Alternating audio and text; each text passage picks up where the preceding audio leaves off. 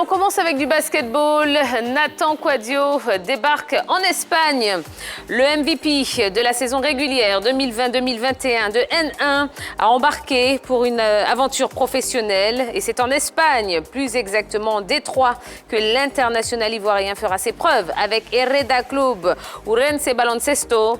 Nathan Quadio s'est engagé pour une durée de 2 ans avec pour ambition de se faire un nom et pourquoi pas glaner des lauriers avec sa nouvelle formation. Un mot de lutte, les éléphants sont à Dakar. Le Sénégal accueille du 4 au 7 novembre le tournoi de lutte africaine auquel participe la Côte d'Ivoire. À cet effet, une délégation ivoirienne composée de 8 personnes s'est envolée hier, mercredi pour Dakar, en vue de défendre les couleurs nationales. La Côte d'Ivoire espère, à travers cette expédition, figurer sur l'une des marches du podium. Parlons tennis à présent, le Rolex Paris Masters. Plus précisément, Monfils affronte Djokovic en 8e.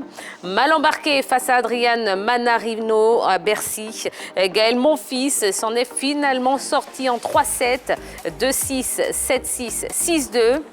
Une victoire qui ouvre les portes des 8e de finale aux Français. Sur son chemin se dresse le numéro 1 mondial, Novak Djokovic.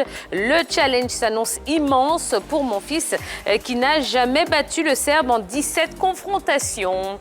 Et puis, on ouvre notre page football par la CAN 2023.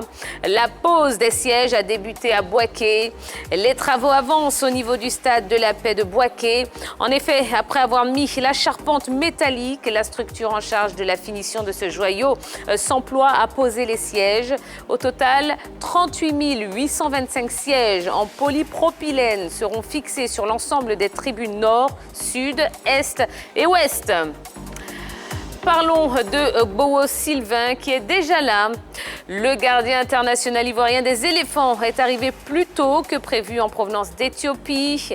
La raison est connue de tous. Bowo Sylvain a participé hier, mercredi, aux obsèques de son père décédé il y a quelques jours. L'inhumation est prévue le 13 novembre prochain. Toute l'équipe de la grande team adresse de nouveau sa compassion à l'ancien portier du COS Sport de San Pedro. Et puis, dernière information de CNews, de renfort au Stella Club. Le Stella Club d'Adjamé vient d'enregistrer l'arrivée de 2 renforts de taille. Il s'agit du défenseur Seri Daniel Roger et de l'attaquant Baï Thierry. Tous les 2 transfuges respectivement de la Estanda et la SEC Mimosa.